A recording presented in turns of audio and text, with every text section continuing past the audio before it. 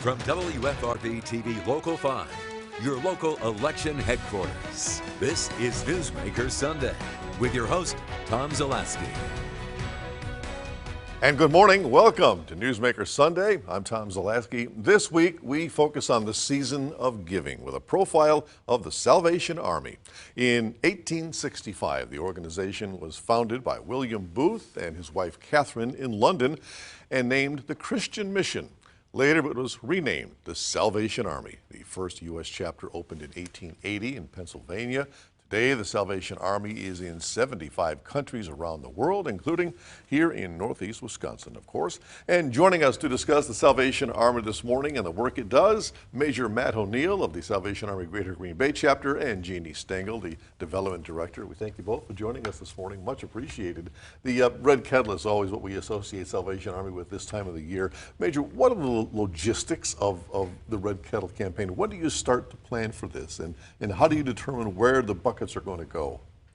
Well, we basically start planning, we take about a month off. You do? So somewhere in March and April, we just start our fundraising plan just to get a good basis of where we're going to be fundraising, what we're going to be doing, reviewing what went right and what went wrong last year, those kind of things. And is it a question of getting permission from stores? Do you have to go through that every year, or do the same people always help you every year? Well, a lot of the places around here help us every year, but a lot of them are corporate agencies. So our national headquarters and divisional headquarters help out in attaining a lot of those asks for us. Jeannie, it seems we always have a shortage of people to man or woman the bells. How much of an impact does it have on the kettle drive when there is or is not a person at that bell? It makes a really big difference, Tom. That obviously, I mean, if there's a kettle that's standing by itself is a lonely kettle, and it's always a lot better if we have people who are there.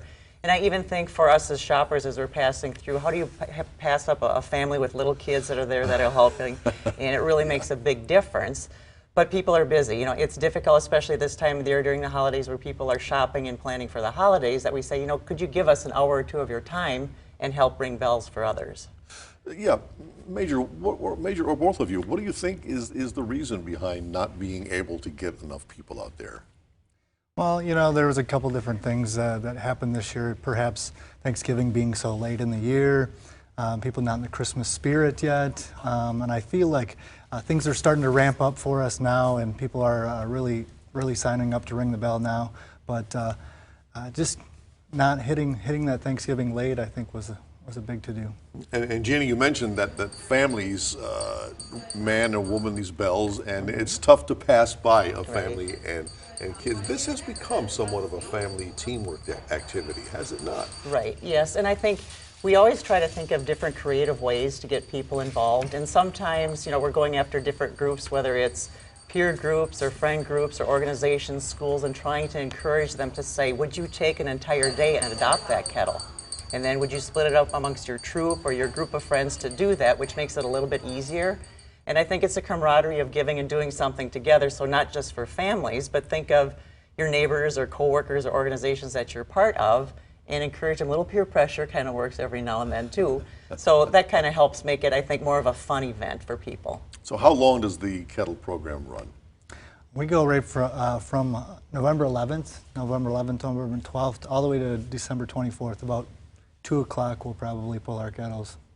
And it seems to me, as I've been reporting on this over the past how many years, it seems every year that the Salvation Army doesn't make the goal.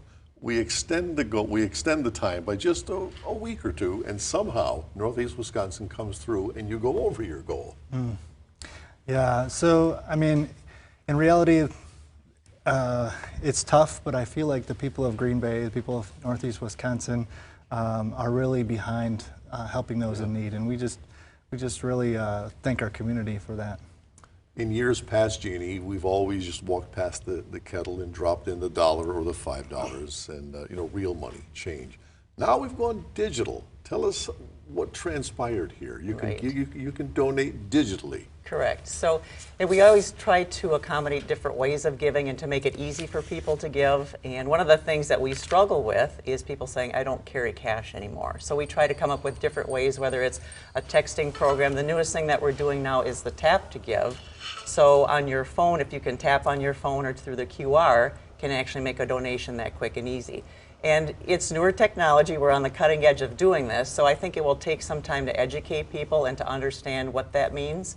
But we do have online giving. People can go online and donate that way. So again, trying to come up with many different options to make it easy for people to reach out and to give back to the community. Yeah, with this digital stuff, it's almost as though you've got to teach a whole new generation now. We ask our You know? kids. Yeah, ask your kids, how do I give? How can people sign up to ring bells? We'll put some information up on the screen here. Sure. Well, it's as easy as calling us at 920-884-3077 or registertoring.com. And we will have more information on our website as to where you can sign up as well at wearegreenbay.com. And we continue our conversation with Major Matt O'Neill and Jeannie Stengel of the Greater Green Bay Salvation Army right after this. Stay with us.